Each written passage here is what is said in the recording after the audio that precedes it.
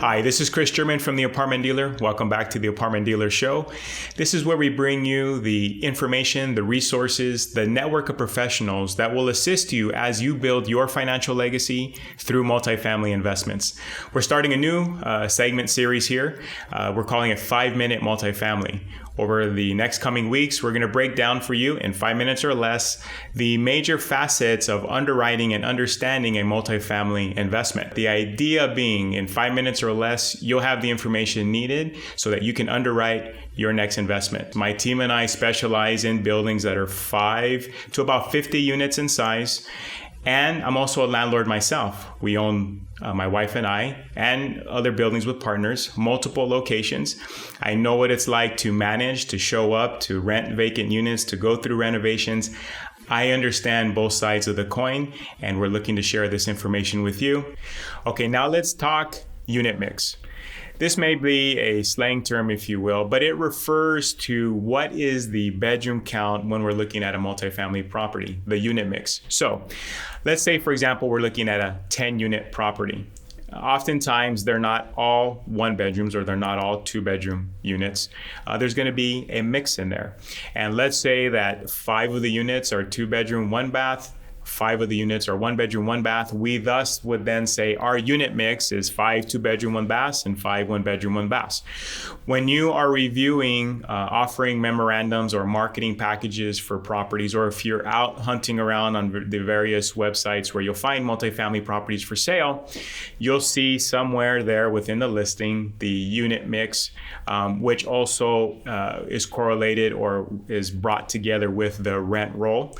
And so the rent roll is then a breakdown of what each of those units are collecting on a monthly basis. So let's go back to our 10-unit property. Again, I said that we had 5 2-bedroom, 1-baths, 5 1-bedroom, 1-baths. That's our unit mix. But our rent roll, because oftentimes every tenant is paying a different rent unless you happen to fill the building at one time. So you have longevity of tenants. Some have been there longer than others. Here in California, where we have rent control, and now you have a specific range of which you can raise the rental rates.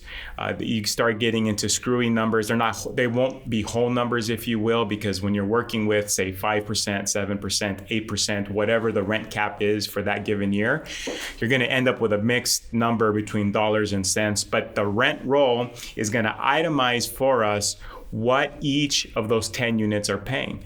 Maybe 3 of the 2 bedrooms are paying $1,200. The other 2 bedrooms are paying $1,000, right? It's going to itemize this for us. Now, this is important because when you're looking at a multifamily property, when you're evaluating it, when you're sizing up the deal, you're really giving it a curbside appraisal is what I would call it. You've received an offering memorandum, a marketing package from the listing agent, or you found the building online, and you're evaluating the price based upon those metrics. Well, when you get the information on the property, once you've entered into a contract, you receive what we call the due diligence items, which would include the rental agreements, utility bills, and so forth.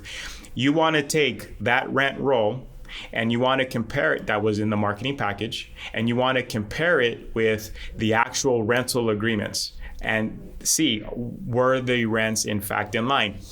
Now, how would there be a discrepancy? Well, in all my years of brokerage, I'll just tell you, oftentimes when we ask a landlord, hey, Mr. So-and-so, what are your rents? Sometimes they're just giving us an average, or they're just going off the top of their head and they make an honest mistake and they're off $20 or $50.